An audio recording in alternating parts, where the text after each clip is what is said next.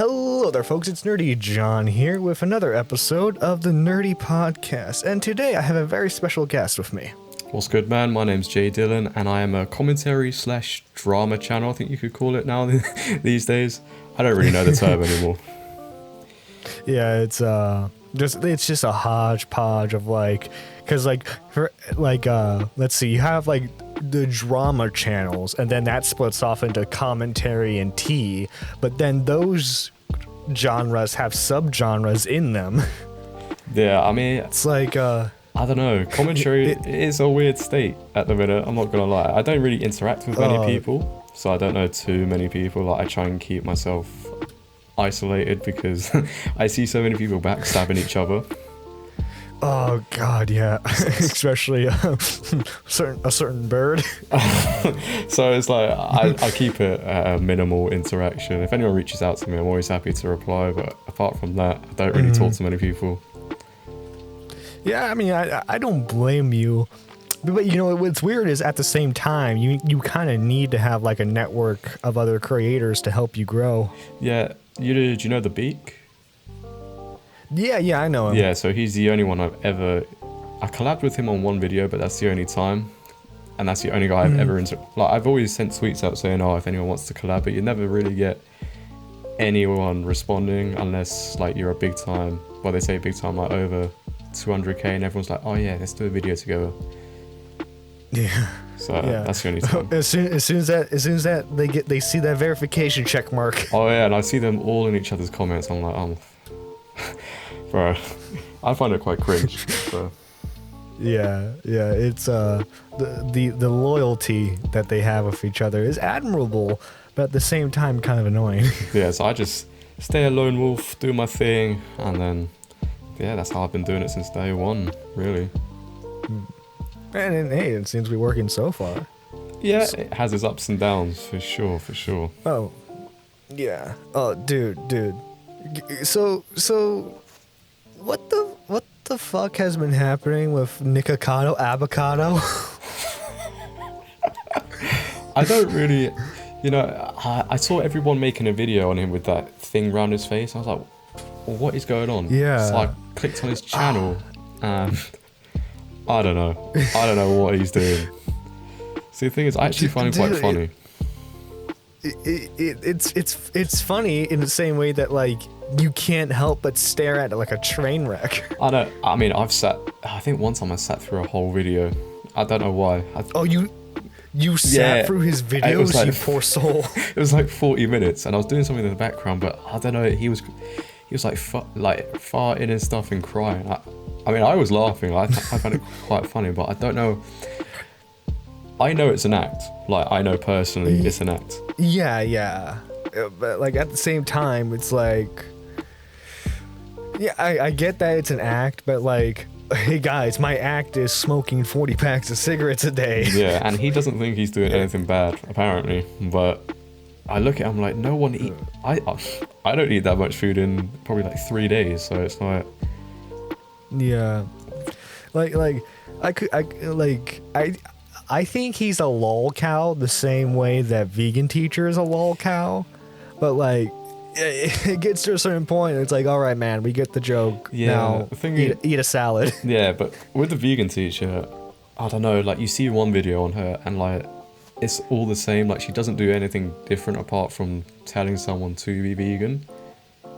Yeah. So that whole like I'm convinced that she's a character because like she always has like the most extreme vegan takes whatsoever. And I'm sitting there going like, this has to be an act. Yeah, but then like if people like, I don't know, like Pancho and stuff didn't react to her, I don't think she would keep doing what she's doing. Not at all. No, she wouldn't. So it's like they basically gave her a platform, and like whenever there's no video ideas, they run to her. Oh, that's sort of like it's like a cannibalistic / incestuous relationship there, because Pancho got big off her, she kind of got big off him. Yeah, I mean, for me, I don't like that sort of commentary at all. So like, I did start. Like you do. You do like the 10-minute voiceover, record some Minecraft gameplay, call it a day. Yeah, like for me, I did do that at one point because it's quick and easy, but then it's just like, I sat there, I'm like, I don't really care. Like, if Dream sends out a tweet and people are crying, like, I do not care at all. Yeah, I almost went down that road because it was like two years ago. Right. My channel was at like 12 subs, and the good old days. I made this video complaining about like a Polygon article. And if you don't know who Polygon is, they're like otaku, where like they're technically a gaming entertainment website, kind of like IGN. Yeah, and like they made this really stupid article, and it's just like 5 minutes of me ranting about it, and I had like 40 views. I'm like, oh, this video is getting big.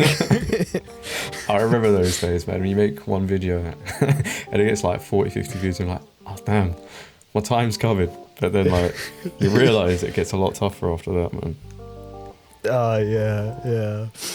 And then dude, did you see the Chris Chan letter he sent out to the owner of Kiwi Farms? I saw someone tweet about it, and I was like, this can't be real. And then I saw a link to Kiwi Farms, and I was like, okay. And I saw a bit about him thinking he was Jesus, and I was like, yes. And he like, what was like, Chris is calling themselves a goddess at the same time, and like they're trying to, like, they're not denying what they've done with their mother. It's no, you guys don't understand. This was me cleansing her of her sins. I mean, I don't know what he's been eating. I don't know what they're putting in the prison food or what, but even thinking about what he did, I don't even know. I don't even know. I kind of wish I was his lawyer right now, because with lawyer-client confidentiality, you can't say anything that your client has told you. Can you imagine the crazy shit that Chris has been telling his lawyer? See, the thing is, even if I was his lawyer, I don't know if I want to defend him. Like, I don't know if I could sit next to somebody and be like, yeah, you know what, him doing this is completely fine. I think what's going to happen is his lawyer is trying to like plead a case of insanity, right, so that way he doesn't serve time. He's just put into like an asylum, a mental facility. Yeah, well, I don't know which one's worse, to be fair, but but I don't know. Something like that is something that you shouldn't be let out of prison or something for that, because I don't even know if his mum. I mean, she's got dementia, hasn't she? Yeah, she's not there. So, and what's this is partly the state's fault, because when Chris's dad died, because of her status as a senior citizen, he was given custody of like being her legal guardian. Oh, okay. But it was a situation where it was pretty clear that he needed help himself. And what's funny is Barb has a son from a previous marriage who is completely sane, like has all of his mental faculties in check and everything, but for some reason he wasn't given legal guardianship of his mom. I didn't even know she had another son. Oh yeah. I'm not like full-blown Christorian, because like those people are actual aides just as much as Chris is, but like I know like a little bit about them because I've watched a couple of videos. Oh, okay. And what you'll learn is that like this whole like situation could have been avoided from the very beginning, because so his parents never allowed him to go to special facilities to like help people with his with his disabilities. Yeah. And they just let it fester until it was like too late to manage. I don't even know if like you can blame them still. That's the thing. I mean, no, because like ultimately it was Chris's actions, but like at the same time, like if he had gotten the proper mental health, you know, he wouldn't be believing in alternate universes with mergers and shit. Maybe, but that's in a different universe now, and he's done the deed to his mother. He's probably thinking of the alternate universe where this doesn't happen. I don't. Did he go to a male prison or was it a female prison? It's a male prison, but he's in the medical ward. Right. Because I thought he wanted to go to a female one or something. I think originally he was they were going to, but then they ruled against it. Probably a good choice, to be fair. Yeah, even because like Chris is like the thing that like blew Chris up. Like this was like, God, like almost 20 years ago, I think. It was when they found.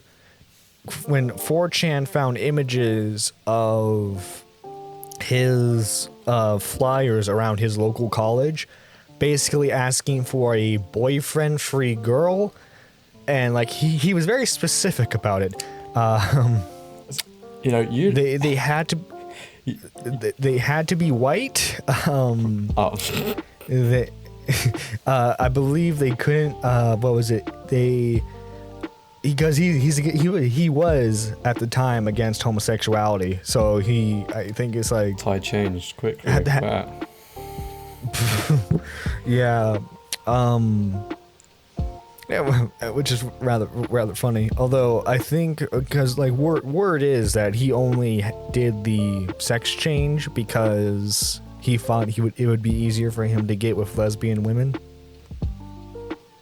I mean, yeah, I don't mind what anyone does. Like, you know, I think we live in a world where you got to accept what people want to be and become. Yeah. But he's still not the most good-looking woman, so I don't think many women are going to look at him and be like, or her, be like, yeah, you know what, I want to be with them. Well, the funny thing was, there was this one gay guy who really wanted to be with him. What? Like, to the point of being a stalker. And then there was just, have you heard of the name Isabella Janique? Is that the girl that everybody's talking about? Yeah, she's the one who recorded the call and like she was egging it on. Yeah, I've heard about her. Well, apparently someone in her friend group was a woman who was into Chris, who wanted to be with him. She was a natural woman. She didn't have any like. She didn't transition. As far as I'm aware of, yes. As far as I'm aware, they were a lesbian, and since you know Chris was identifying as Christina, you know, apparently she really liked them, but I guess Chris didn't reciprocate it back. I mean, I don't know how, because I've never seen him be with, like, I haven't seen him be with anyone, so surely you would have seen that. No. Last Chance Saloon. He only lost his virginity because he hired a prostitute. What age? Yeah. Wait, what age did he lose it? What was it? I think he was in his mid-20s. I was going to say, if you lost it before me, still, that would have been... I'd have been a bit annoyed with that one. Guys, are you a real Chad? Because you know, if Christian lost his virginity before you're doing something wrong. Yeah, I mean, he's probably. I mean, was it just one time he had it and that was it? Yeah. Okay. Like, well, feel sorry for that woman. Excluding whatever he did with Barba. Oh yeah, but the thing is, how many times did he do it? Was it just once with her? Apparently it was over a month. Huh? A month? A month, yes. What? Well, the fucked up thing was apparently he took a really long time in like persuading her into doing it. But she has dementia. I don't even know how that. You know, I don't even know how that works. Like, if someone has dementia. Like, and then she forgets who he is, and she's still not. Well, as far as I'm aware, she still knows that Chris is their child. But what could have happened was, like, she's in her 70s, like late 70s, I think. Right. But yeah, it was a situation where it's like I believe, like, he just kept coercing her into doing stuff slowly, you know? But the fact she still agreed to it, if she still knew who he was, that's still kind of... I didn't even know that. I thought he just kind of... But didn't he, like, forcefully do it? Did he what? Like, force himself on her? Yeah, he forced himself in, like, a way that was, like... As far as I'm aware, it was like he took time to, like, manipulate her into, like, doing it. What a grafter. I mean, yeah. After a week I would have given up. But there we go. Dude, that Chris, when, like, he sees the opportunity to get laid, he goes to the nth degree. Like, this, like, how people trolled him a lot was, like, they would pretend to be Jessica from, like, California, and so, like, he would drive across the country to go see a pretend girl so that way he could get laid, only to then get catfished, and then he would drive all the way back. You know what I've realised, right? You know more stuff about me on this, and I've made like 3 videos, and I'm learning new stuff today, and I'm like, wait, what? I didn't know that. I was actually gonna do I don't want to say John Swan style, because, like, it wouldn't be as good as in terms of editing, but, like, more of like a video essay on Chris, but the project just fell through. So now I have tons of useless information about a mentally disabled person. It was all for this moment right now. That's all it was for, just to tell me. Yes. So that way someday I could inform a random British YouTuber. Yeah, of what Chris Chan was like. And I'm going to never think about that information again. Come on. But yeah, do you still do YouTube videos, or is it just podcast ones now? Oh no, I still do YouTube. It's just with college now, you know, it's okay. Harder to get, like, a set, like, okay, let's film today. Yeah. You know. Would you ever pursue it Luckily with like full time? Yeah, luckily with do I do it full time? You know, it's mainly as a hobby, because I don't make any money off it, but I really enjoy doing it. I think that's the best way to do it, to be fair. Yeah.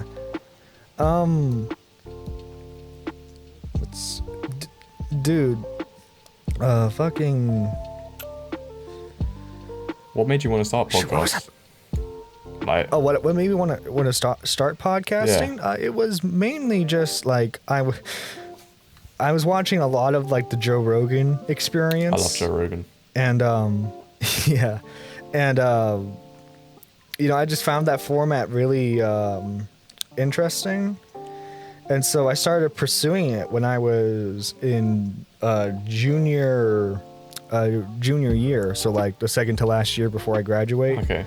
And I don't know, I fell in love with it, and I got, what is it, seventh place in the national podcasting competition, so I felt pretty good about that. Wait, what, really? Wow. Okay.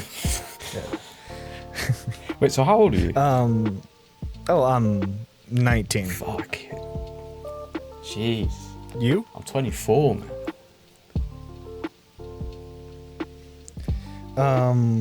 Dude, the fuck's been happening with the Ace family? Turns out their money was all fake the entire time. You know what? Austin Brothers turns out to be a piece of shit too. You know, I've loved making videos on that stuff. This last, like, 2 weeks, making videos on that compared to making videos on, like, Tommy Innit said this, or Vegan Teacher said that. I don't know. Some people don't like that stuff, but I prefer it. It's more of a tea genre, if you want to call it that. Mm-hmm. And I feel like that doesn't have the best reputation in the community, but I don't know what this community is anymore, so you know, I don't really pay attention to it. But because like T channels, like they say stuff, like a lot of them say stuff and then they don't say the proper facts. Yeah, like they say more opinionated stuff, and they act like that's the fact. Yeah, and so that's why a lot of them get bad raps. And then like a group of them will control a narrative of the story, and it's like, oh, I don't know if you kept up with Trisha Paytas and Gabby Hanna when that was going down, but the T that was fun. The T channels made it so it was like, oh, Gabby Hanna was going insane, which she probably was, but like they were all on Trisha Paytas. Like no one made a bad video on her. Now Trisha Paytas has done all this weird, wacky stuff. They've all like turned on her. So yeah. Oh, dude, like the whole like recent drama, not like the drama that caused them to quit the podcast, but like the whole recent drama between her, Ethan, Moses. This all started because Keem decided to date a 20-year-old. Keem didn't even have to fire a direct shot at Ethan, and he already has destroyed his family life. How do you feel about that Keemstar thing, dating a 20-year-old? Like, did you... It's legal. It's legal, but just not normal. Yeah, it's definitely a bit weird, but like, as long as he's not like... Obviously, as long as he's not assaulting them and it's all consensual... then I'll just let it be, you know. But he just split up with his wife or something, like, and then 2 weeks after he's dating a 20-year-old. Yeah, that was like admittedly the only part. Yeah, that's the only part I found like, ooh, you know, like, oh, that's rather weird. But apparently they split amicably, and like I would imagine if like there was any dirt on that, Ethan would probably like try to sniff it out as soon as he could. Did you not see that 20-year-old was telling people like Keemstar's like a piece of shit, or like he's weird or something, or crazy? I haven't seen any of that. No. Nah, some girl, someone DM'd her on Instagram and she was like, oh yeah, he's weird as shit or something like that. So I was like, oh, okay, so the money was the only motive for that relationship. What was funny is he was like, all right, if they just want me for my money, I'll get what I want. But did you see the 12-year-old tweet thing? God, no. Wait, what's that about? It was only a joke, but it's like, someone said, I can't remember what it was, but it was something about dating a 12-year-old, and he made a joke out of it saying, yeah, I probably would or something, and then he deleted it. Yeah, because like Keem is like an OG troll, so like his idea is like to purposefully find stuff that will piss someone off, and then but he's pretty old, you know, have a laugh about it. Like, how old is he? Yeah, oh, he's 40. If I'm 40 and I'm still acting like that, I don't know, man. I don't even plan to be on the internet when I'm 40, so it's like, how he's lasted this long, no idea. Yeah, it's another thing too with that was, so what I find funny is Trisha will always try to use someone's past against them, but then as soon as it's flipped on her, she's like, no, guys, no. Yeah. Did you see that breakdown? Like, dude, that fucking, those sets of like Twitter videos where she's breaking down, bawling her eyes out. I admit I laughed too. I feel bad for Moses though, cause like, yeah, but I don't know if he really loves her or not. Yeah, but like literally you can't prove he did nothing unless there's a baby, because like it's been too long since that event has happened to say, hey, to prove, because like obviously if she went to the police right after and like there was his DNA, then yeah, you could prove that he stealthed. But the thing is, this is like well after the fact, and unless you have a text of him saying, yes, I indeed stealthed this girl. Be proof. Yeah, that's what I mean. Like a lot of and like allegations these days, people go to the internet first, but they don't go to the police. It's like, if you really cared about it that much, surely you would go to the police first instead of tweeting about it just to get a few retweets. That's how I feel on it. Because like because like there's nothing that the internet could do that the police like that you like I'm sorry, but Kavos can't send him to jail. Yeah, I mean that's why I'm guessing that's why they tell everyone on Twitter, so people make videos on it and expose the situation, I guess. But it's like with the pyrocynical thing. Do you remember? Oh god, the fucking pyro situation. Everyone was like everyone flip-flopped so much, like 100% innocent, 100% guilty. To be fair, if I made another video, I'd probably say, yeah, he did it. I'm not gonna lie. Like there's without a doubt that like the situation did happen. The speculation is whether or not if he knew the age prior to whatever freaky shit they did. I mean, if his girlfriend knew who she was, or he was, I think it was a he. I don't even know. Yeah, it was a boy. Yeah, she knew of them, so I'm pretty sure he must have known the age. Like that, there's just no way. Yeah.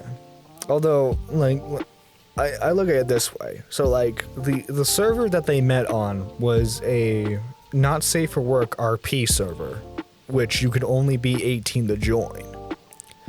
And but can Discord prove your age? So, like,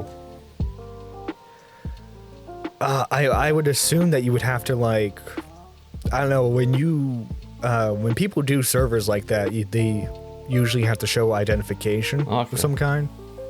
So like I could see initially why Pyro would think that it was okay to do that, because like obviously at that point it's not up to him to check. It would be up to like whoever's in charge of that server to check if that person's 18 or not.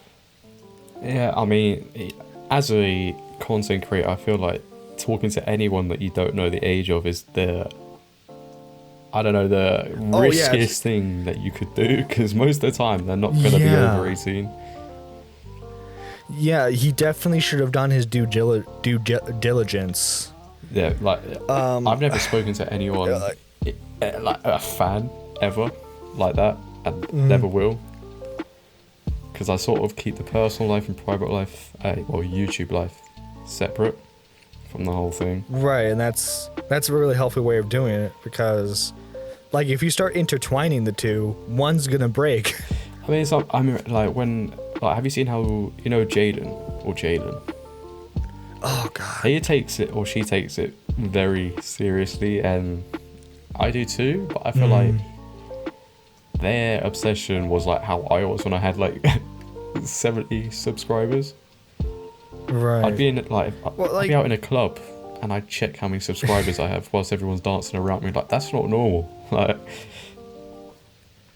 yeah, like, and like the fact that their mindset is, if I don't do a video today, then my channel will break, despite the fact that they're at 200,000. Yeah, I still have that mindset now. Like, if I do one every 2 days, or sometimes one a day, and I'm like, if I don't do one today, that's it. And it's so unhealthy. It's so bad. But I don't know how to... That's why like I try to like emphasize the fact that like obviously like my position is very different, because I don't make a cent on here. But like my mindset is, you know, if something, because like I do YouTube to like just express myself creatively, to better myself mentally, because I'm expressing myself in the videos I create.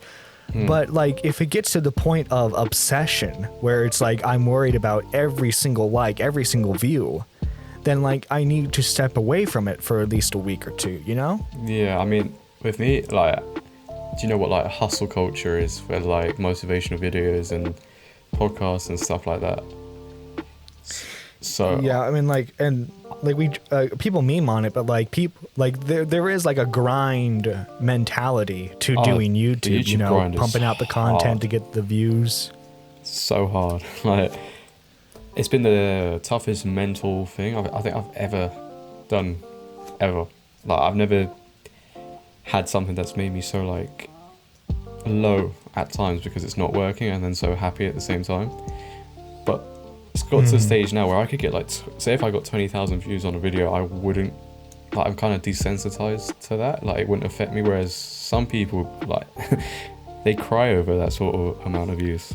Whereas me, I'm like, it's 20,000 because I want more, and that's the only thing. My only goal is, I guess you could say it's a lifetime goal for YouTube.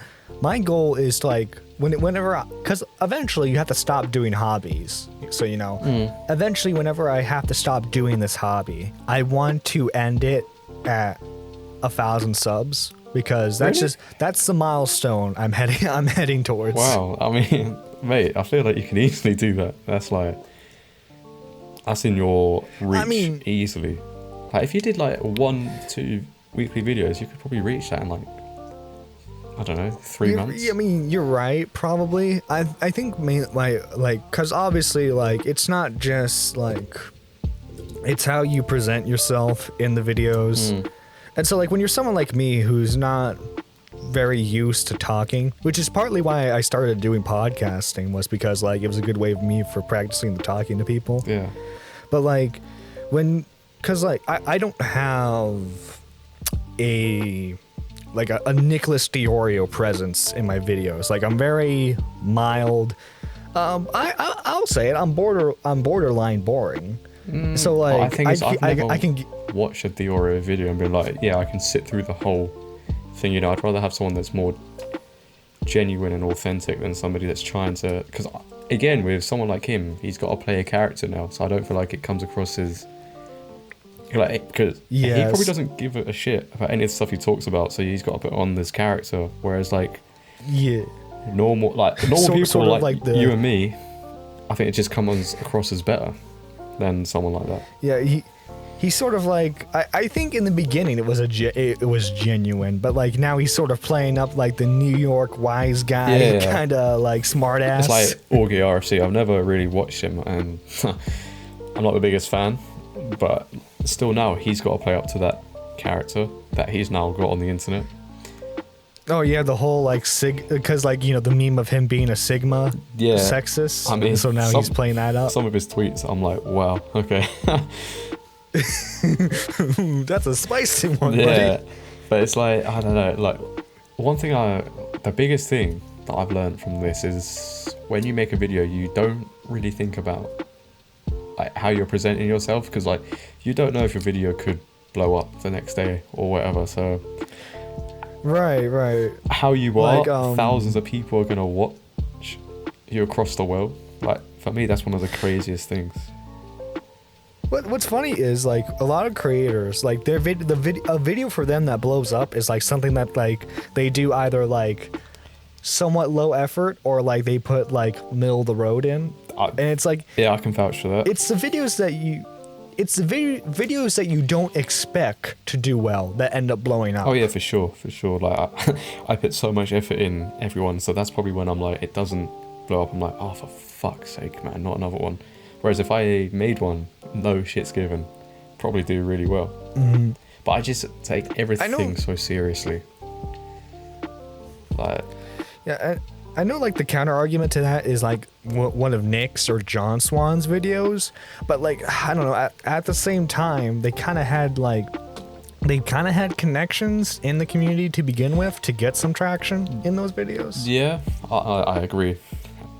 Again, I've never really watched it. I mean, I've seen, when I first started, like, I used to watch them just for topic ideas. I mean, I'm Alex was the first commentator I watched, and I was like, yeah, you know what, I want to... Oh no! Exactly. Oh no! Yeah. So when all this stuff about Leafy and Pyrocynical, I'm like, I don't know who these guys are, like, at all. So, like, that's why I had to be extra careful making videos about, say, Pyrocynical, because his fans are next level. But I saw an I'm Alex video, and I'm like, you know what, I want to do that. But obviously, I knew nothing about I'm Alex and what he had done in the past. I mean, I don't mind him now. I don't watch his content. I don't watch many YouTube videos anymore. But what's funny is, like, he's actually kind of having good takes now. I mean, I watched his most recent one. I think it was on Charlie D'Amelio's show or something like that. It was alright, but... like I'm talking mainly about like, cause like there was that birthday party in the UK. Yeah. A bunch of big YouTubers went to that, and like Twitter's like, oh my god, why aren't they there? Yeah. Even though everyone there was vaccinated. The whole mask thing is just a different debate. I barely worn one the whole time. Oh god. What I always say this. I am not educated enough to make that observation to tell you what you should think. Go to your local doctor. I mean, even I'm always like a free thinker, and I've been like, I don't know, I just don't see.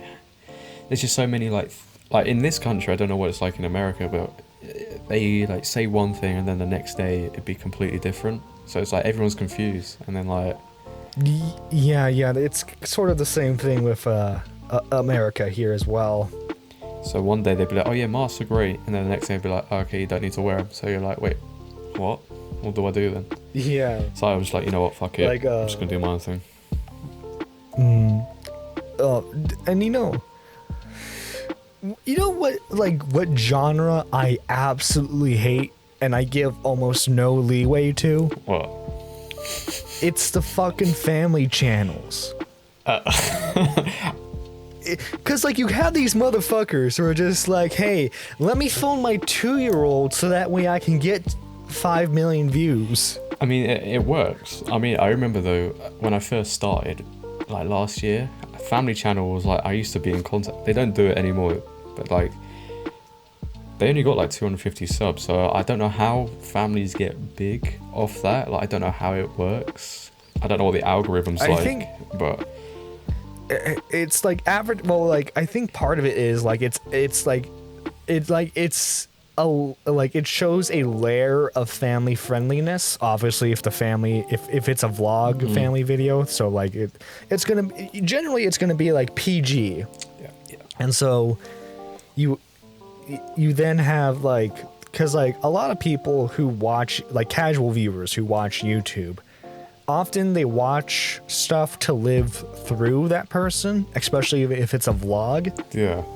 So like having someone like present themselves as like the ideal family, like a lot of people are attracted to that, especially like Facebook people. I mean, I'm guessing their demographic is mostly female. Because I personally can't watch a whole video. Young adult females, probably, like maybe kids. But I don't know what the incentive is for family channels. I guess it's just for broody females, maybe. I don't know. But like, I see a family channel video, I'm like, how do people watch this shit? Like, it's boring as fuck, and they're also fake. Like. Yeah. Oh, a good example of that is the Jordan. Her. Sure. Oh my. Shanice. I think it was Cheyenne. Like, I think. Because like, Cheyenne, yeah. Because like she's like in like the video, she's like doing like she's crying along with her son, and then she deleted her whole channel. She puts her. She deleted everything. I don't even think she's got social media anymore. No, we bullied her off the internet. Well, I mean, that's unfortunate for her, because obviously that was a big side of her income, but that's just what you get, unfortunately. Yeah. Well, this is the funniest part to me. Like, that whole thing could have been avoided if they just like looked at their footage for like 2 seconds. Yeah, so I don't know who edits their videos, because it's like the Ace family have made multiple editing mistakes. So I don't know, like, I know people with less subs that hire editors, so I don't believe that they do the editing at all. Yeah, Austin doesn't strike me as the type of guy who would sit down and go, all right, let's edit. Nah, yeah, exactly, because I remember apparently Catherine put out one video saying, oh, this is the first video I've ever edited. So people are like, well, did Austin edit the 400 plus videos that they've made? I don't see him doing that. So whoever they've got as their editor. But I mean, like when you do vlogs, so like a lot of like for example, if you're recording on your phone, you can just pause it and then like, oh yeah, like, and then hit the start button again, and then like it acts like a cut. So like that's probably what they were doing for like a large majority of the time. Have you like filmed a vlog before? yourself? No, but like when I first started out on YouTube, I was filming on, I kid you not, a Samsung S3 phone. So like that was my, and like this was before I got a computer, so like my quote unquote editing would be me pausing and unpausing. Wow. I mean, yeah, but that's how everyone starts out, surely. Like, I feel like that's the best way to start out. It's like really crappy, and then you get to, say, your level now, and you can look back and be like, wow. Yeah, like I think the cringiest thing you could do is like just go back and watching like old videos on your channel, whether like they're private or unlisted, and just seeing where you are at that point, and then like pointing out all the mistakes, like, oh god, why did I do it there? I did that a few days ago, literally 2 days ago. I looked at some private videos, I'm like, what the fuck is this shit?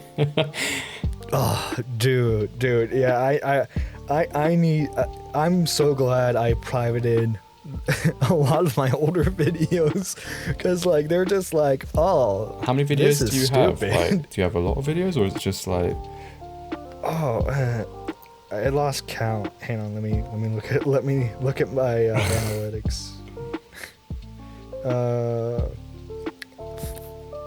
438 videos. Wow. A lot of those are on unfinished Let's Plays. Oh, okay. I mean, I've not reached 400 videos yet, but that's a lot. That's a big graft. Yeah, well, yeah, like I said, because like I got like an Elgato one year for Christmas, and like I was like, all right, I'm gonna be a Let's Play channel, and then I never finished a game. I started out as that as well. I started as a gaming channel because I feel like that's the easiest route to go.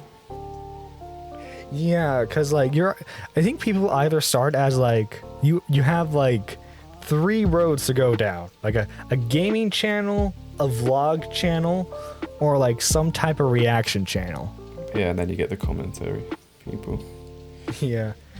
And then like, yeah, because like the commentary kind of like branches off from the gaming because you can't make it as a Let's Player. Yeah, I mean, it's just a shame that YouTube doesn't promote commentary as much as it did.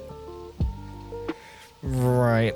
Well, part of it is like they want to promote family friendly, like the Tonight Show host type stuff, and like I get they want to promote more family friendly stuff because, you know, they need to attract investors.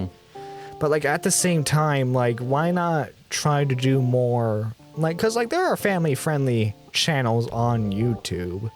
So like I think they should like advertise more of the homegrown stuff rather than trying to get all the networks to get on their platform. Yeah, and with the family friendly, like a lot of people don't even watch like quote unquote family friendly stuff. Like unless it's kids, which I don't know why they've got YouTube Kids in the first place, but I've never watched anything that's not got swearing. YouTube Kids ends up being way more like adult than regular YouTube. I've seen. Because like they get these weird fucking like Elsa Spider-Man videos. I mean, that like slip by the censors. I definitely think there needs to be a competitor for YouTube, definitely. Oh, absolutely. But I just too bad Storyfire was a shit show. I mean, I tried applying for that, but I never heard back from them ever. So I was like, I do.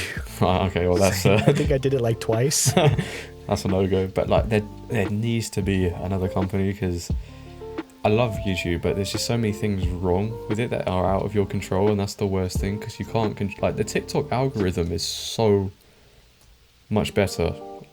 Like.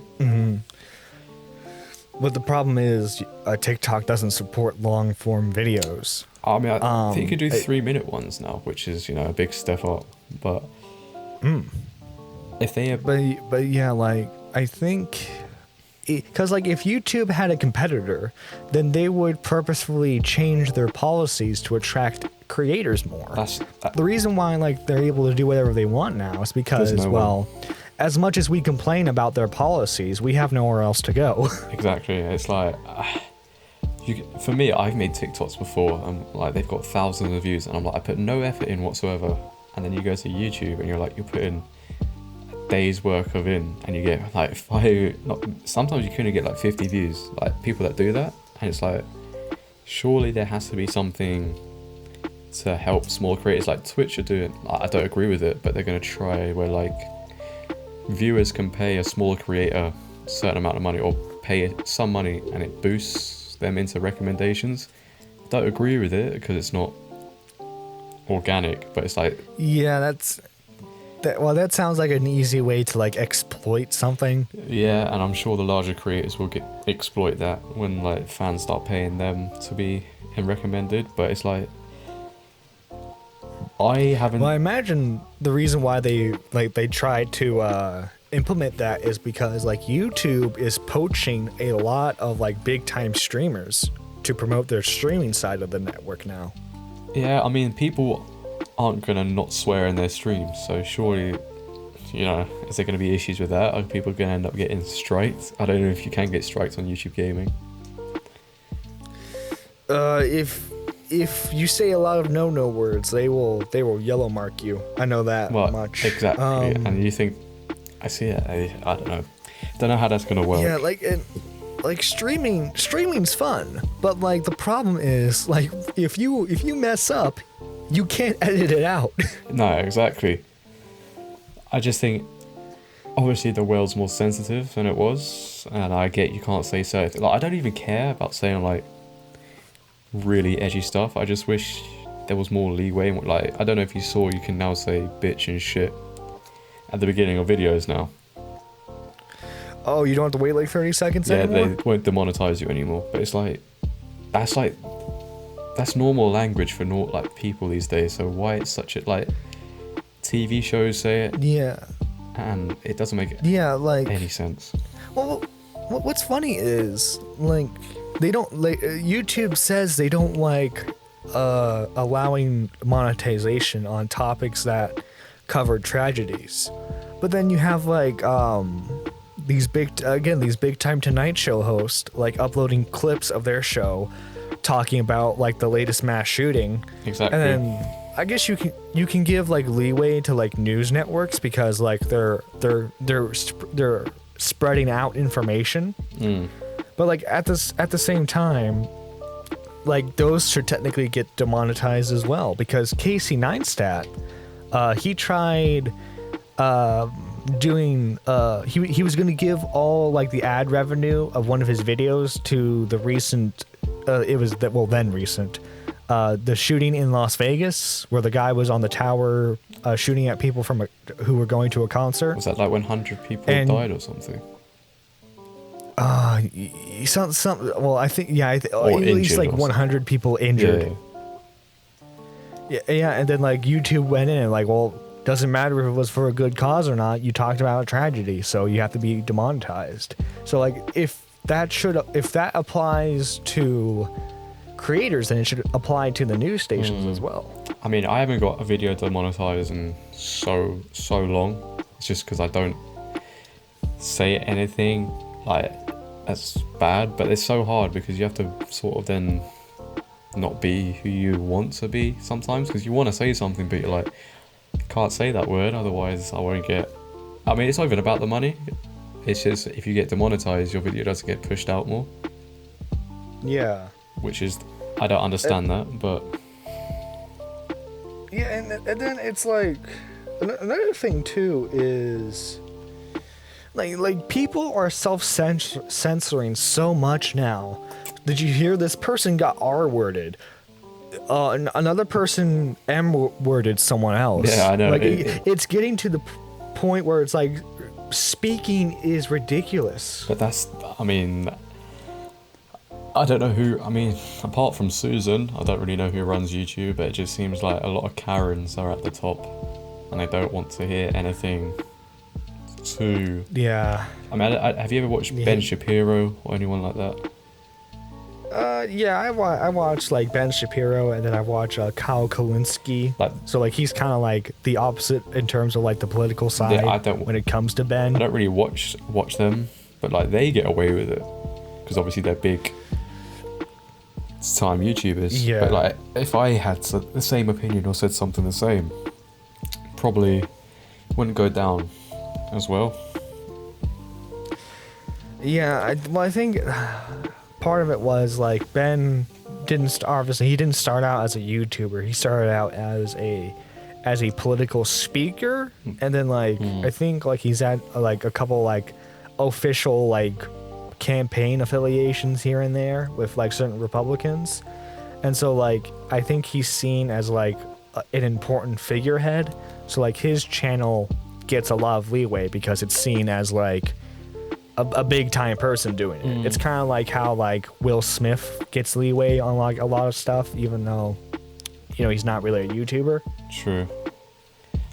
I guess.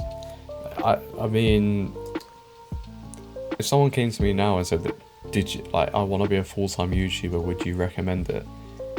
Part of me would say no.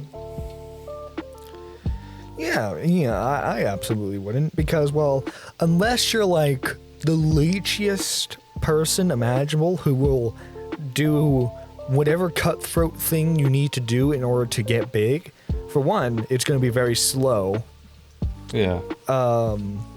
For two, you're just going to be dealing with a lot of headache of someone doing like dealing with a lot of trolls, especially like I don't know if you know who he is, but like BritBong.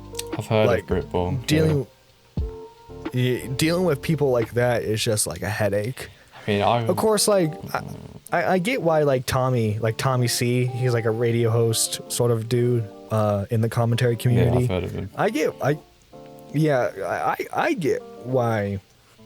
Like, honestly, I think it just comes down to person to person. You know, I think objectively speaking, like labor jobs are much harder than YouTube.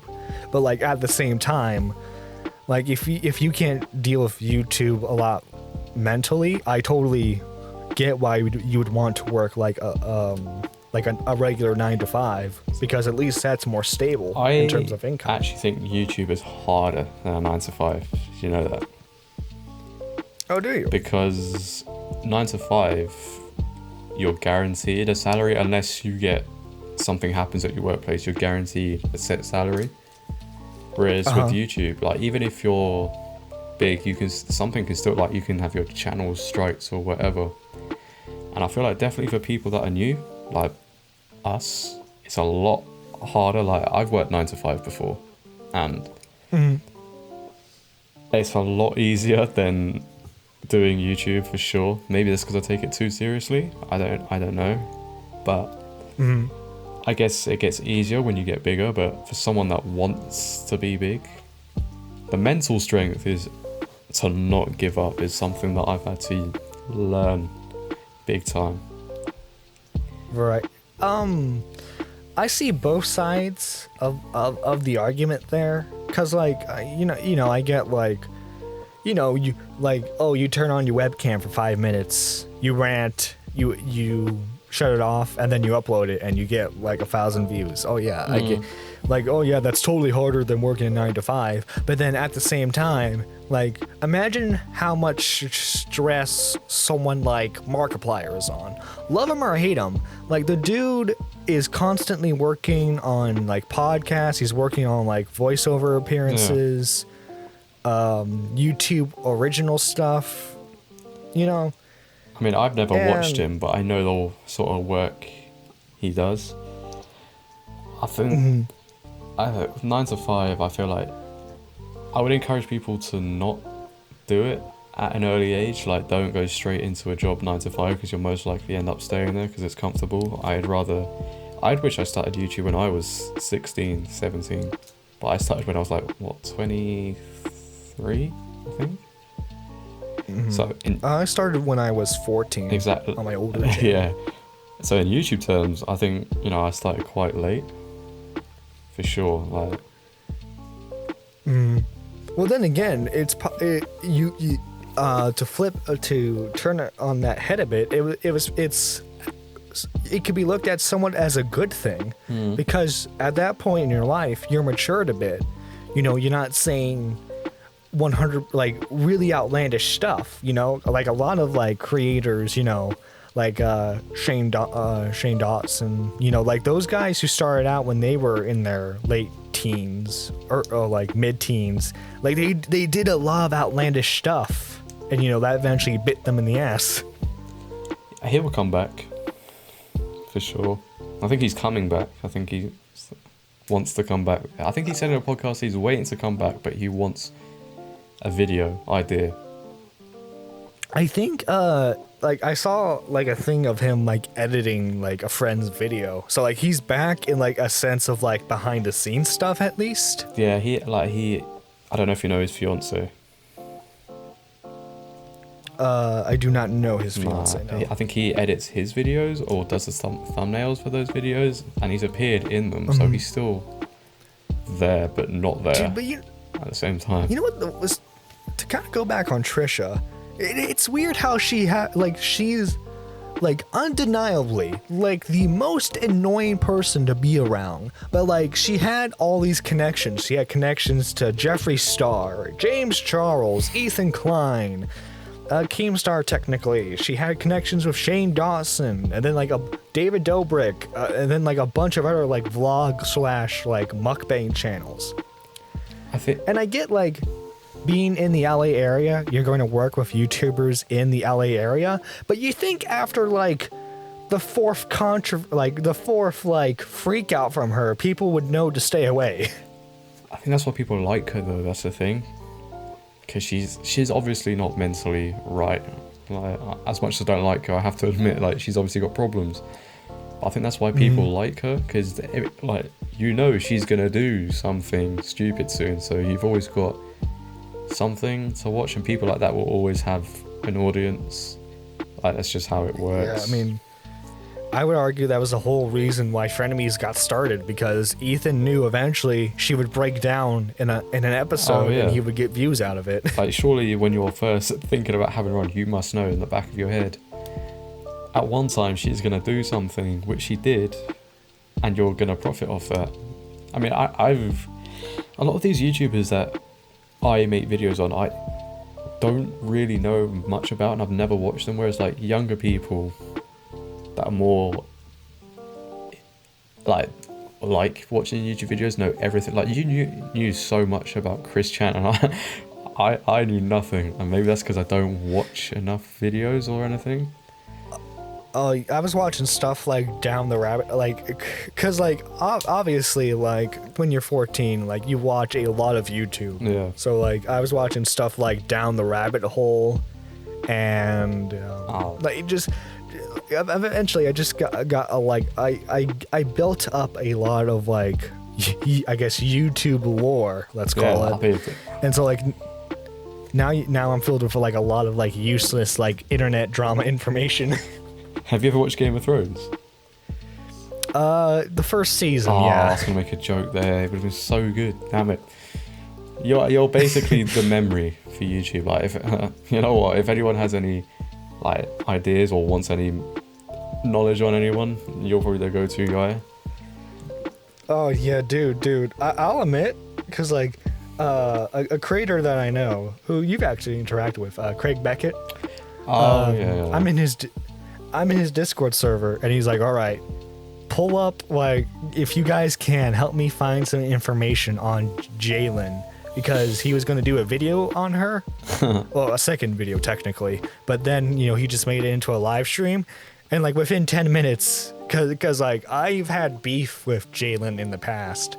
So within, like, 5 minutes, I had, like, a bunch of screenshots of all the shit she said. Again, I've tweeted them before, but I've never had any one-to-one interaction with them.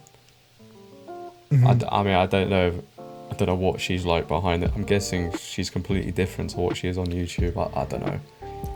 Apparently she's a fucking saint, from like with how much like everyone's like, I know she you know, she said some stuff, but she's a really nice person behind the scenes. See, I don't know which side is fake then. Is it the social media side, or is it the one when you're talking? Because people are a lot nicer when you're messaging them, I guess. So they're not going to truly be themselves. Whereas, like, I've always been like, I'm not going to have multiple personalities. I'm just going to stick to who I am and try and make videos out of that. So it's like, I've always had this vendetta against people that put on fake personas on YouTube, and then they're not really like that. You're right. There's someone else, I'm like, why are you doing that? There's no... I get at like a certain point in like whatever controversy she has, she says something really outlandish as a joke, to like mediate the situation. But you know what? When you're... She's the Trisha Paytas on the commentary community, you know that? Oh my god. I'm not joking. Yeah. Yes. She'll say something and be like, oh no, this is it, and then like people clown on her and she'll start having a breakdown. She'll delete her Twitter for like the 15th time, and she'll come back. Oh god, she just remade her Twitter again today. But did she get suspended or something because she said something? I think I saw. Yeah, it was like she was in beef with another like trans commentary channel. Surprise. And like apparently, I don't know if it was a joke or if like they were actually having beef, but like the tweet that apparently got her suspended was, "You honestly think I'm transphobic?" And so apparently Twitter picked that up and like, hey, you're getting suspended. No, I don't actually know how people get suspended off Twitter. I didn't even know that, like, how quickly they do it. I don't know. I think it's like, if it gets reported, so someone must have reported Twitter takes a look at it. Yeah. Wow. I don't know. Which I'm not for, because like, I think you should be able to speak your mind on something, and plus it's a Twitter argument. No one's gonna look good at it in the end. I mean, with people like her and like content creators like her, I don't really like, and I don't like their content, but I'm sure they're great people. But content wise, I just think it's just so boring. And I think it's shit. I really do. Yeah, like I'll be honest. Like as much as I have problems with how they do content and like the problems I have with them as an individual, I would love to have like a conversation with Jalen, whether it be in podcast form or just like a one-on-one type of deal. She'd probably be completely different to what she of her. Yeah, like I wish I got to see like the side that like everyone else has gotten to see. I've gotten the side that's told me to kill myself. Oh, she told you to kill yourself? Yeah, well, admittedly, I was kind of going hard on her because like this was like right after the religious thing. Oh yeah, and so like she was like, I was like, what are you saying? Yeah. What are you doing? Well, she was like, everyone, like, I don't know if you ever seen The Room, but like there's a movie clip of like this guy going, "Everyone has betrayed me. There's nothing in this world." I haven't seen it. And so it's like she's basically having that moment where it's like everyone's betrayed me, like type of thing, and like she's thinking I'm gonna excommunicate myself from the commentary community and do my own thing. And I quote tweeted that and I go, and thus no one cared. I mean, I don't think anyone does care. Like, it's just the internet at the end of the day. Like, people like that. Yeah. I'm guessing I'm the same. There's not much personal life that they have. And she said she told me to kill myself, and because I am a gentleman, I said ladies first. You know what? That's a mad response. Oh my god. I don't know, man. It's just like. What was funny was that was the last tweet that account had. And so like, I know that it wasn't the reason, but it kind of felt like my response was the reason why she deleted that Twitter account. I mean, yeah, I'd wear that like a badge of honor, mate. But how many accounts was that? It's probably like a fifth one. Yeah, because like she has like the one that's supposed to be like for like quote unquote business, like the Jaden Twitter account. Never seen it. And then like the one she spurgs out on is the Jaylin account. I don't know why people have two accounts either. Just like if you're scared to say something, probably I don't know. Don't say it, I guess. Yeah, well, like I get like having like a public account and then having like a private account, but like both of her accounts are public, so like it makes almost no sense in just having the separate ones. Because I think she ends up promoting the video on her second account. It's probably because that's so like it doesn't even the one that people know about work in more. that sense. But I didn't even know she had another business account. Yeah, the quote-unquote business account. I just thought she had one that she remakes and reopens every 5 minutes. Wow. Yeah, and like another thing too is, like, I don't know. This is not a popular take, but like, I don't know. I kind of felt like one of the reasons why she was getting a lot of people defending her was, one, her size, two, because, you know, she's a trans person in the commentary community. We have to protect that because, you know, if we have a trans person in the community, they can't say that we're transphobic. I mean, there's a massive fine line in what you can and can't say with that stuff, I guess. Yeah, like I said, it's not a popular take, but that's not even something I would like personally like. If I were ever to do a video on Jalen, heaven forbid, but like I wouldn't try to like make that a point in a video.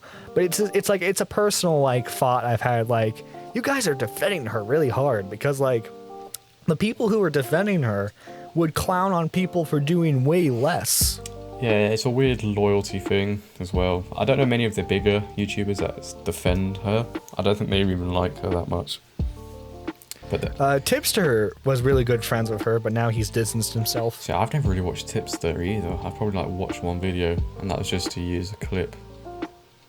So I don't really know what content he does anymore. I don't know. He's like a live streamer now. Okay. I mean, I saw he reached 100k subs like maybe a month ago, 2 months ago. And I always... yeah, it was about 2 months ago. Always see, like, I always love seeing that whenever someone gets their plaque. I'm like, yes. That is so Yeah, well, did you hear the story about that, though? YouTube did not want to give him it. Oh, yeah, I saw. But then he had to go... Yeah, he had to go through his network. And they were like, hey, give him his plaque. I didn't even know he had a network. Yeah, it takes... If I heard him correctly, they take about 30% of his of like his YouTube income, right? And they basically handle all of his like copyright stuff, all of his demonetization issues, and like they get it fixed up for him pretty quick from what he said. Wow. I mean, I didn't even know if 30% is worth it. You know, that's almost 50% of what you earn. Yeah, but like I guess like it's a bit more lenient for him because YouTube isn't like a full-time job for him. Is it not? So like YouTube is like chump change, like not chump change. It's more like spending money for him, like to buy a new game or something. So like. So what does he do on the side? Do you know? I think he didn't go into specifics because, you know, like doxers and stuff. But like he works in IT. Okay. So like I imagine he makes a decent amount of money from that. Because whenever I've seen his videos, they're like there's like 5 in one day and they're all like 2 hours long. So I'm like, if this guy, it's not, if this isn't his full-time job, he is on a grind.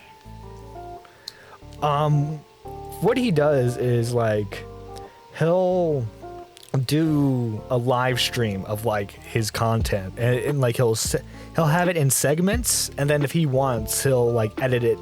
He'll edit like a highlight of a segment. Okay. What he used to do was he used to stream it, and then like he would unlist the stream so that way it could be like members exclusive. Oh, okay. And then he would upload the highlights, but apparently like his it's like really messed up his like sleeping schedule getting all those done. Yeah. So now he's he just uploads the stream now. See, I feel like with someone that does that amount of work deserves more than 100k subscribers. Oh yeah, and you know what the thing is? He's been on YouTube for 15 years. Doing the same thing. Yeah, well, not doing the exact same thing. He started out as like a gaming review channel. Okay. By 15 years. Oh my gosh. Yeah, like he is an OG YouTuber. That's what I mean. He started around the same time as Keemstar. I mean, I rate the success that Tipster's had, but in my opinion, if I had done it for 15 years and only had 100k, I wouldn't be too happy with that. Well, I think a part of it too was like he was part of that first generation of YouTubers who didn't know you could make money off YouTube, you know? Okay. Like you just did it for fun. And so he went into the mindset of knowing it was going to be a hobby. So I think that's probably what part of it helped him out. If he has a full-time job as well, I'm guessing he's doing fine anyway. Yeah, like he lives with his in an apartment with his wife. So apparently they're pretty comfortable. I mean, yeah, 2 jobs, and I don't know what the tax is like in America, but well, he lives in California, so like they take a good chunk of your change. Also, it's like tax different in every state in America. Yeah, well, I mean, like there's always like a federal tax, yeah. But then like state taxes are always different. So like especially like cuz like in Hollywood, it's like it's like 10 times like so like for example, he makes about $4,000 a month on YouTube. Wow. For someone like me who lives in like the area I do, I would be living pretty comfortably with that kind of money. Yeah, I don't even know why. Like I would have 2 jobs. Like, well, like but in California, $4,000 is like it pays for like half your rent. Wow, I'm guessing. Yeah, I guess the exchange rate of it says 4,000, probably $2,000 a month here, which is insane. Which is almost half. I mean, yeah, this country's fucked anyway. I need to get out. Yeah, so like realistically, I think in order to do full time, he would have to. Well, also too, you have to account for like channel memberships, which apparently make you way more money than like than regular like viewers, because on top I watched like a spiffing Brit video on this, but like apparently not only do you get money from the viewer being a member, but like apparently when they watch your video, you get more money out of it because of their special membership. Yeah, I heard like if people with like even with like YouTube Premium, if they watch your videos, you get like 0.5% extra or 5% extra or something. Yeah. So I'm guessing he is raking it in still. And because he's mostly switched to a live format, donations. He gets a lot of donations. Like at least on like the bare minimum he gets is like 200 per stream. Is donations taxed? Depending, because if you like, let's say you have your PayPal set up and they donate through that. Okay. It's taxed way less, but like like when someone's streaming on YouTube, they have like super chats. Oh yeah. YouTube takes like I want to say 40 or like 30% of that donation. Oh my gosh. So like if you don't like, let's say you donate like $1 to a streamer, they only get like a couple cents out of that. How much money does YouTube need, man? Well, actually, what's funny is YouTube, it changed a couple years ago, but like for the longest time, YouTube didn't make any money off. Google didn't make any money off YouTube. Only recently did they start breaking even with it. Oh, okay. I didn't even know that, to be fair. And like, part of the reason why they had YouTube around was because they knew like the large amount of users that it has, and then like it's a good way of like experimenting with bots. So like if Google develops a new AI, what they can do is they can introduce that into the YouTube algorithm and see how it does. Okay. There's so much stuff I don't know about YouTube. I feel like I feel I need to do more research on stuff, because I feel like I just upload videos and then that's it. Like, I didn't know. Dude, I wish I knew what Dream knew, because like that dude went from a million subscribers to 22 million subscribers in a year. A year. I think that's Minecraft though. I feel like Minecraft has a big audience and a good algorithm for it. Well, part of it was because PewDiePie revived it, and then like Dream, how he first got big was making videos off of PewDiePie Minecraft videos. I've never watched a Dream video, and so I don't.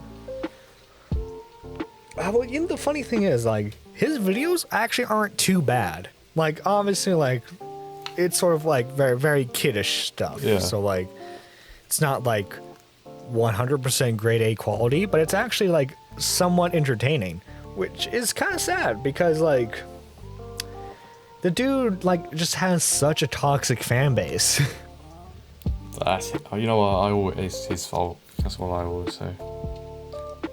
I mean, yeah, because like the dude, apparently he didn't learn from Lion Maker, because like he keeps calling his fans kittens. That's so weird. Like, even if I was that big, I still would not. Like, where do people come up with this stuff? Yeah, well, like anybody who like comes up with a nickname for their audience is kind of weird. Very, very weird. I mean, I love YouTube and take it seriously, but I don't think I go down that route of taking it that seriously. Like, I love fan interaction, but I never want to cross that line of being weird.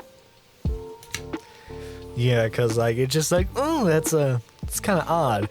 Like, when I get people DMing me, like, I like it, but it's just a bit like, I don't know about this. But then like the detractors that Dream has, they're just as toxic as the fan base, I would argue, because like they tried to dox him. You remember that picture that was floating around that was supposedly Dream? Oh yeah, and it wasn't him. Yeah, it just ended up being some poor dude. And the commentary community probably milked that to another level. Oh god, there was a dude who showed his face. Like, they didn't censor the dude's face or anything. They just showed it on screen. So I just struggle to see how people are happy making that content. Like, I get there's money in it and you're probably making some money, but it's like, you're not going to do this surely for the next 3 years, are you? Yeah, because then you end up being, oh, that's the Dream guy. So like, you only get good views if you do a video on Dream. It's like, do you know who TJV is? No, I don't. Oh, okay, so if any Vanos crew drama starts, he'll be the one to report on it. Oh, okay. And he'll get like 20,000 views. Say like 20,000 views on like a Vanos crew drama video. He does another one, he gets 600 views. Oh, that's sad. So it's like, that's sad. Yeah, so it's like, for me, I can't milk just one topic. Like, if I see one get 15,000 views, I'm like, okay, I'll do it again. I just can't. Even talking about it again is so hard. Yeah, because like you're just repeating like the same points in like a certain amount of time. Like, anyway, guys, so yeah, Dream has a pretty toxic fan base, and you know he needs to keep it under control. Anyway, guys, please like, comment, and subscribe, and stay tuned for my 20th Dream video today. And the title, what gets me more is the titles are all the same. All the same. Yeah. Dream did what? Oh, it's like, I feel bad for Tommy in it, or something like that. Yeah, I feel bad for Technoblade. I remember that whole fucking thing. Oh my gosh. Oh, Jesus fucking Christ. Like, why didn't she do a video talking about the people who are trying to milk it? I think she did. Well, no, because like the original video was just her saying, yeah, so if you guys didn't know, Technoblade has cancer now, and that's pretty bad. Oh, right. And so, it's so weird how she was complaining about people milking it before, then like half an hour later, she's got a video out all because, oh, well, I had to get a video out. Nah. Yeah. And like that's why like when she did like the Basherverse video, I was like, oh yeah, even that. No, I mean, I don't know who he was. No. I think I remember him way back from something, but he died, and then like an hour later, there's videos that like, why? Like even why do you need to make a video on someone dying? We know he's dead. What can you say? Yeah, like well, like if it's like a tribute video, like talking about, hey, this is like one of like for example, like if let's say like a creator like who really inspired you died, and you make a tribute video, that's perfectly fine. Yeah, but talking for I don't know 8 minutes about someone that's dead, like how many times can you say so he's dead? Like, yeah. It was weird because even like Keemstar was like, yeah, let's let the body rest first. Yeah, I mean. That's why I've never felt part of this community. I don't know if you probably interact with more people in it than I do, but I mean, I'm like, it's like surface level. So like, I interact with other viewers of it. Okay. But like, yeah, it's weird. Like, I don't know, just being an observer from it, just seeing like, oh yeah, let's talk about the person who died literally 2 hours ago. Yeah, I mean, I don't know what. I don't even know what you could classify my videos as. For drama now, I don't even know. But I have more the interactions with the people that I make on Trisha Paytas and Ace Family and whatever. It's a lot more positive. Like I don't find myself being so negative all the time talking about that stuff. I don't know what it is, but like with like when you're talking about Somni in it, because you've always got to take the piss out of the like fans. So you've always got to be angry, like, oh my gosh, they said this on Twitter, and look at these stands, it's so cringe, and you're like always being like, angry, and I don't know, I enjoy this stuff. And like at a certain point, it's like, yeah, we get it, they're kind of bad. I mean, yeah, can we move on? It's like I don't know if you saw the Corpse Husband thing recently. Oh yeah, wasn't there like a thing where people were trying to leak his face too? Apparently his face got leaked, but it's not even that. It's like his face gets leaked, and I see like 5 videos saying Corpse Husband face reveal, Corpse Husband just reveal. It's like, holy fuck, dude. This is like, yeah, like Jesus fucking Christ. No wonder YouTube don't promote this shit anymore. Why would they? Yeah, and then like there was of course there's like that weird part of his fan base who like are weird or like very attracted to him because of his voice. Because of his gout, like I mean that disease he has. I will give them that. Their fan base, his fan base, is next level. Yeah, cause like you know, Dream has the kids. Corpse has like the horny young adults, and they've got tattoos of his voice on their arms. Yeah, I'm like what the?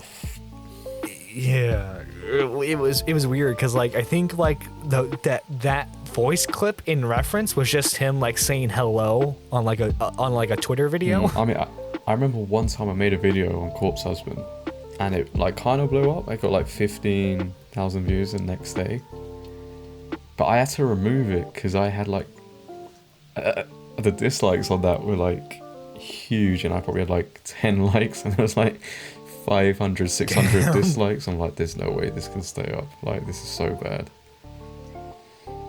Oh, jeez. I didn't even say anything that bad. Yeah, because like his fan base is very rapid, very, very. Like you even make like a mild like critique against him, or they'll just jump up and they're like, "Well, I like him." That's the weird side of the internet for me. Like, I know it's this new generational thing where people are like become obsessed with someone. It's because obviously people don't enjoy their lives as much, I'm guessing. Yeah, but especially with you know, the cough. Yeah. Oh yeah, you can't even say that anymore, can you? Fucking hell. Yeah, because if we say the word, I'll get like a link to FDA approved information or something. The thing is, like with your channel, you're quite fortunate because you can say stuff still without facing any like action. Yeah, because like unless I do something like that's straight up illegal, they can't really take down my videos. No. I mean, I think they can, but like they can't threaten me with demonetization because I don't make money in the first place. Like, I remember before I had 1,000 subs, I made a video on Bella Porch, and I was on like maybe 500, and I got like 100,000 views. That blew up instantly. I don't know why. And it's the weird videos that get like a lot of traction, and then like because you know like sometimes in your recommendation you'll see like a video 10 years ago. Oh yeah, like that's about a puppy. I wish YouTube was like that these days, man. Which is yeah, we could use a lot more puppy videos. Yeah, for sure. I mean, I don't know what you think about YouTube as a whole. I like YouTube. I think it's a good platform for people to express themselves. I'm gonna sound like a hipster, but I don't like the corporate direction it's going, where it's like that we need to support like we need to support like TV shows and like late night talk show hosts, because like if you remember when they first introduced YouTube Premium back when it was called YouTube Red. Oh yeah, I remember that. There was a show. That was ages ago. There was a show, and it was like something that you would see on like a late night, late at night, where there was a lot of swearing, there was a lot of blood, and like apparently that's okay to have on your website, but someone swearing in their video, like an independent creator swearing in their video, no, that's too far. I think that's obviously it's because of advertisers, but surely I think it's going to come a point where they're gonna have to go back to slightly to what they were. I think because KSI is one strike away from getting his channel terminated. I heard about that, and that's kind of sad, because, like, love him or hate him, he's a YouTube icon. Again, I don't watch much of him, but for him to get his channel taken down, obviously he won't, because his team will get it back, but the fact that it can still get taken down, it's just weird. I mean, interestingly, I think YouTube is better as a content, like making videos, than watching them, I think. Because I feel like with watching them, you are watching someone else and you're devoting your time to someone else more. And like by the time you've watched your videos, the days, it's such a weird take, but like the day's over. It's like when you endlessly scroll on TikTok, and it's like the day's gone. Whereas it's like as a content creator, I make the video and then I don't watch any YouTube videos. So for me, I enjoy YouTube now more than when I make it than watching it. I get that, yeah, because like from my perspective, like I was like, I like this video, but I want to make a video like this. Yeah. So like, it gives you like, you know what, I can do this. Why don't I try? I feel like anyone can do YouTube. Anyone can do it, man. It's such an easy and hard thing at the same time. That was the beauty of YouTube, YouTube, you broadcast. Exactly. They've taken that away. I mean, cause everything has to be clean. Everything has to be slick now. I think I've got such an OCD with it now. Like, if something in my thumbnail's off, I'll be like, nah, you need to change this. Oh yeah, cause like I'll make a thumbnail, and like granted, I don't like make like staff host level thumbnails or anything. I don't know how I've bought thumbnails off him before. I don't know how he does it. Dude has a good work ethic, He has. But like a lot of content creators with him. Like I'll make a thumbnail and then like I'll upload the video and then like I'll like for some reason I'll re-look at like the file for my thumbnail and then I'll realize something's off with it. So I'm like, shoot. I mean, that's why I don't make mine anymore. So I'm just happy I don't have that stress, because I would be there for hours, just be like, oh no, this needs to change, like even the tiniest things. But even now, like if I get sent one and it's like it's not right, I still have to be like, you need to change that. And for someone watching it, they might not think it's a big thing, but for me it's like, right, I know what I say I know, like generally I know what people click on and what they don't. So if something's not right, I'm like, nah, that needs to change.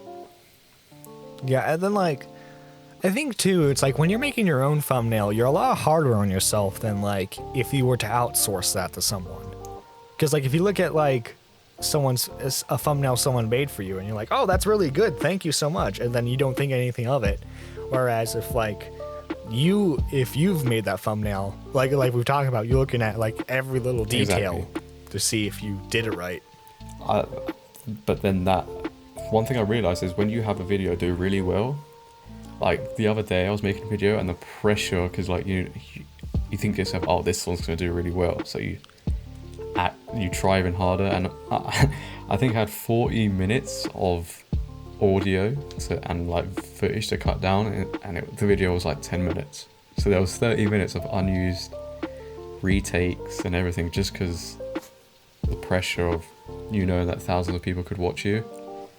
It's something like, I know it's just numbers on a screen, but like you just don't know. Like if you get 1,000 views, I think it's alright, but then if like 15,000 people watch your video, the next video you make, you're going to be a bit conscious of like, oh, okay, this needs to be perfect, the way I deliver a certain line. Yeah, like I don't have videos that do like amazingly well, but like if I on the rare chance I have a video that goes like, well, if I have a video that goes over like 100 views, I'm thinking, all right, well, how do I get that 100 views back? You exactly. know? And then like when it doesn't hit that same view count, you're like, what did I do wrong? And that's where I think the YouTube algorithm is so weird, because you could make a video and it does well and do a similar one in like 2 days time, and it doesn't get the same amount of views. So I don't know how the YouTube algorithm works in that sense. Yeah. Which is very strange. Like I made about, like, my biggest video has 500k views or something. How and why that video got that many, I don't know. Like, there's no way of me knowing. Yeah, it's the YouTube algorithm is a fickle mistress, because not only is like the algorithm almost impossible to understand, but like even when you start grasping of like, okay, this is like how some stuff works, they change it on you. That's why I think Pancho has got it locked down. Like his videos, 200k a video. Obviously, I don't know. Yeah, love him or hate him, he's got it down. He wants to quit though, I've noticed. Yeah, he wants to make music. But that's why I feel like people say like the quicker you get it, the quicker you leave it, and I kind of think that's happened to him. Well, yeah, because like he was at like 2k, and then all of a sudden he's, what is he now at, like 500,000? 1 million? He's over 1 million now, yeah. So like to have that explosive growth in about a year is insane. This is that vegan teacher video that popped off. It got like 2 million views. Oh, dude. And then you just continue making vegan teacher videos. Yeah, I actually remember those, like that point, that's when it was funny. Now it's not. Yeah, it's like, oh no, another vegan teacher video. It's another thing too. Like, I don't know if you've did you hear about like the Creepshow art drama? Yeah. Everyone fucking made a Creepshow art video, and it's like I was Creepshow art's editor. Were you? Like, I was expecting like stuff like oh no, like that was like the title of like one of the give me some inside knowledge on that girl. dude. I would love to be her editor though, because like there's no work you need to put into it. I mean, I made like 2 videos on her. They're so hard to make because there's so much info on that. Yeah, well, yeah, because like you have a bunch of like what's like, because like what actually happened was she was two-faced, you know. She pretended to be really nice to her friends, and then she would say stuff on like a 4chan site. But then like you have like what then becomes speculative, like, did she stalk someone, you know, that kind of stuff.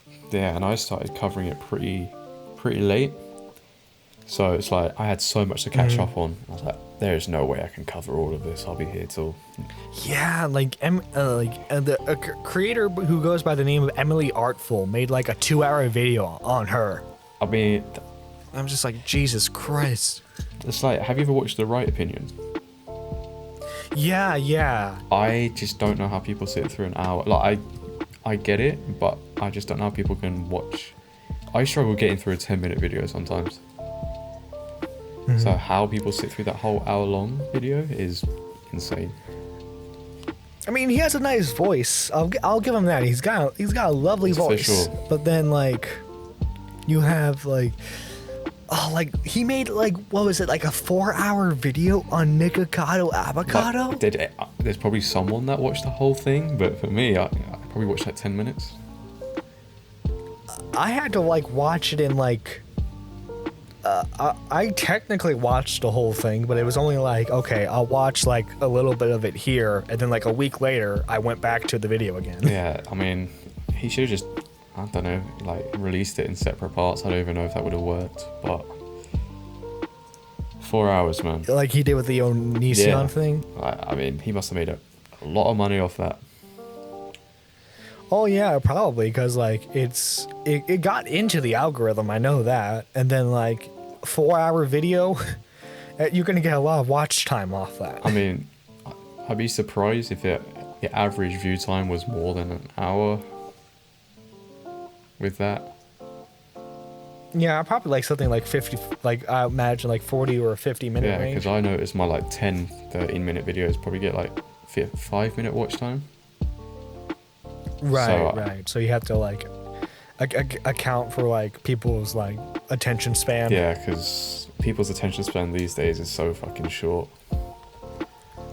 Especially with TikTok. That's what. There was a phase I wanted to be TikTok famous because I was like, this is just so much easier. But it's like, I just don't think.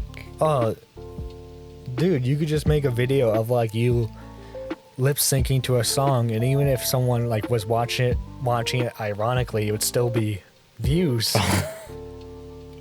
Jalen has a Twitter account. Basically, what she does is like she, like, all the information. Like in her 10-minute video, she shortens it down to like 1 minute, and that's how she gets her views on there. And apparently she has like double the amount that she does on YouTube. I mean, that's not. So she has like close to 500,000 followers. I mean, if they're getting paid on that as well, that's. I don't know how TikTok pays or how much it pays, but. Yeah, that's the thing. Because like people say, oh, you can make money off TikTok. But I was like, well, like my question is how? Like, is it similar to YouTube? No, I don't think so. That'd be crazy money. Right. Well, like, what the funny thing is, like, YouTube was heavily promoting the YouTube Shorts. Yeah. And like. That's what you would always get in like your recommended and stuff. But then like creators revealed that like you only got like $1 off a video.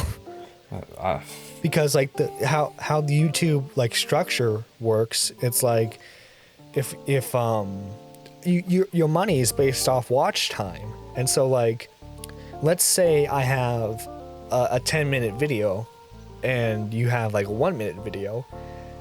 Let's say I get 10,000 views on it and you get 100,000 views on your short. I'm still going to make more money than you because there's technically more watch time. Oh yeah, 10,000 views now still makes a lot of money. Like, so when I see like these other commentators getting like 100,000 views a day, I'm like, you must be absolutely ball in with money. Yeah. Well, then like those creators have like channel memberships or Patreons. Yeah, so. It's a weird game, YouTube, man. Weird game. It is. Like, and another thing too is like, what happens sometimes is, and like, it doesn't even necessarily have to be drama related. Like, let's say you're a movie channel, and then like one movie series is what your channel is known for. So like, you're the Friday the 13th guy. Yeah, no. So like, unless you do a video on that series, you're not going to get any views. So I think the problem, this is partly on the creators too, because creators need to do their best to make sure their content is diversified enough. But like, I feel like YouTube like kind of handicaps creators sometimes, because like obviously, like when the system detects that like it's a video that you've done that's been popular before, it promotes that a lot more than like the newer one that you've done. I'm guessing that's how it works. I didn't even know if that's how it works. That's my guesstimate on how it works, you know? Yeah, because I think I experienced a similar thing with like the Vanoss stuff, which I had to stop making because I got like half my sub count from one video. So if I didn't make a Vanoss video, I wouldn't get views. So I was like, at one point, I was like, I need to stop making these videos, which is why I went through. Right, because you don't want to be known as the Vanoss guy. Yeah, I was going through such a low view count trying to transition. Because obviously they don't care about anything else. So why would they click on a FaZe K video? They probably don't even know who he is. Right, exactly. So, unless they see like Omreka or someone like that in the title, they're not going to click.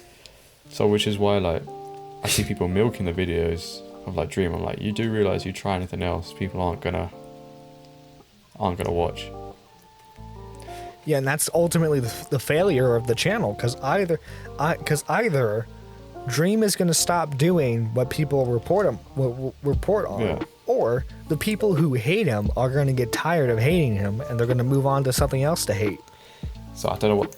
Like eventually, you're just going to run out of views. I don't know what the people are going to do after that. Like, will they find someone else or not? I don't know how to. Well, like what people usually do is like after like Dream videos, they usually go after like Corpse Husband or Tommy Innit. I actually like Tommy Innit. You know that Tommy Innit's funny. I've heard from what I've heard, like he's actually like the most tolerable out of like this new wave of like Minecraft YouTubers. Have you watched his podcast with Logan Paul? I've seen snippets of it. I thought it was actually kind of decent. It's hilarious, but I kind of like. And then they did one at like Vlog in London. Oh my gosh, that's hilarious. Oh no. Yeah, because he has like his gaming channel and then he has his vlog channel. Yeah, and they're all like 10 million views a video. Jesus so it's like, Christ. Holy. I know it's not all about the money, but when you think about like... Dude, imagine starting a YouTube channel and then before you hit 18, you have enough money to go to college twice.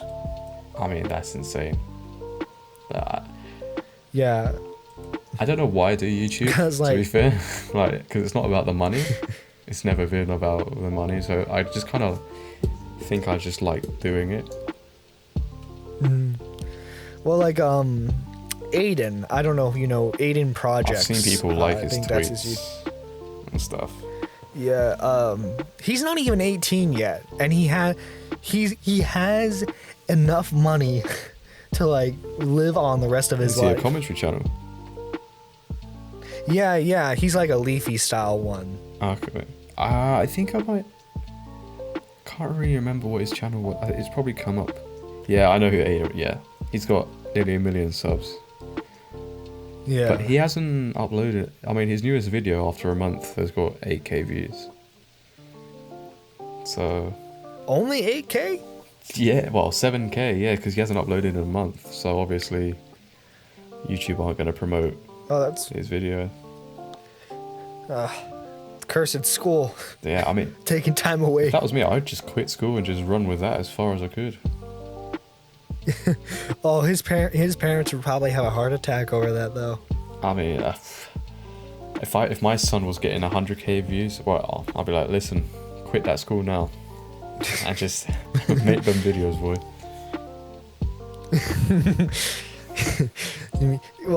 Well, I think what it is actually is...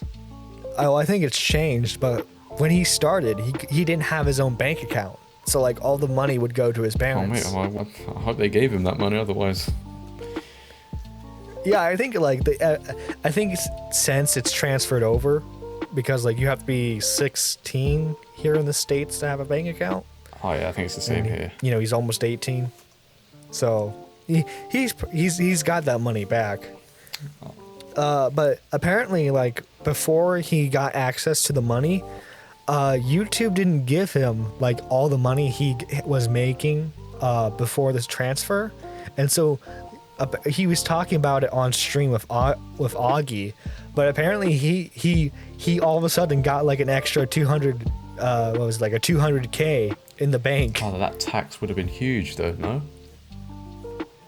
Oh, I would imagine. Probably. Just waking up one day and you see an extra 200K. Bloody hell. That must have been like winning the lottery. Yeah, that's when you order every pizza place. Oh, yeah, I mean, I always think about how much, like, what would I spend the money on? Like, when I reach that size, I don't even know. Dude, I would go full in. I would make I would make a studio in like a home, or I would purchase like a location for a studio. And I would have a podcasting room. I would have a recording room for like green screen, and then like voiceovers, and then like I would buy like top of the line like lights, cameras. I think that's what Tommy Innett's done. He's bought a studio, and I kind of wish I could do that because I wake up and I look at my microphone. I'm like, holy fuck! Like I wish I could separate that work life thing, because it just seems like I'm in the same environment the whole time. Right, but then at the same time though, there is that charm of seeing someone do a video in their room. Yeah, I feel like people our age, well I say our age, people older will get that more, whereas like 12-year-olds will be like, oh, this looks shit. Yeah, why aren't there fancy colors? Exactly. Yeah, but like older, where's the pool? Older people would be like, oh, okay, this is more authentic. I kind of like this guy or girl more than somebody that has all the production and everything. Which, you know, I don't blame kids for necessarily, because like, you know, kids are attracted to like shiny and cool stuff. So like seeing something cool on screen, you know, like it's like if it's a $10 million mansion, like I can't blame them for being it's kind of weird excited though, by like, that. People like Minilad and EDP aren't that shiny, so I don't know what kids were attracted to there, but Minilad, dude, it was funny when he tried to like. It was his first attempt at coming back, and his editor left him. Oh, wow. So like it was up to him to edit his videos. No. How dare a YouTuber edit his videos? And it showed that like it was actually his editor who was the reason why anyone liked him. Yeah, that's what I mean. Like, because his editor just took out all the crappy jokes. That's what I mean. I would never know what a video would look like if I didn't edit it. I don't know what an editor would do and how it would come across, and that would scare me. Right, especially since like it's because when it's like when it's something like you like what you do, you know, like because there's a lot of pauses or like a lot of mess ups. Yeah. So like there's a lot more, not necessarily of the real you, but more like the vulnerable side, like the side that you don't really present a lot in your videos, and so like that editor has access to that. I mean, I'd feel sorry for an editor that did my videos, because they would have to go through my face when I have to retake some stuff. It's that is the hardest thing. And did you he just dropped it, but did you see John Swan made a video talking about how he might quit? No, I didn't even know he still uploaded. I saw he uploaded like one video of that girl, and that was it. Yeah, and then like he made like he made the final like Chris Hansen video. I've seen that go about. And so I think it looks like he might, if things he might be stepping down for a bit. Who knows? Did he say why? I haven't watched the video yet, admittedly, but I would imagine, like reading the description, it was probably a lot to do with like the whole lying about the 12-year-old hacking my account thing. I thought people were over that now. Yeah, I thought so too, but I guess like this is like his actual apology, because like the first apology apparently was kind of sucky. Oh yeah, I'm looking at the comments now, and I think it is, yeah, people talking about it. Well, I don't know. Well, I would say this was a pretty nice conversation that we've had. So, Josh, any upcoming projects that you would like to tell the audience about? You know what? I have to rely on Trisha Paytas to make a mistake. Those are my upcoming projects, which is kind of good because it's a good person to rely on. Because I literally was making a video. Because like, you're guaranteed a video a month at least. Yeah, I've always wanted to make big project videos, but they just don't tend to do that well. So I just kind of stick to the trending topics. Mm-hmm. So yeah. Well, remember, folks, if you enjoyed the podcast, remember to like, comment, and subscribe for more episodes. This is Nerdy John signing out. Have a lovely day.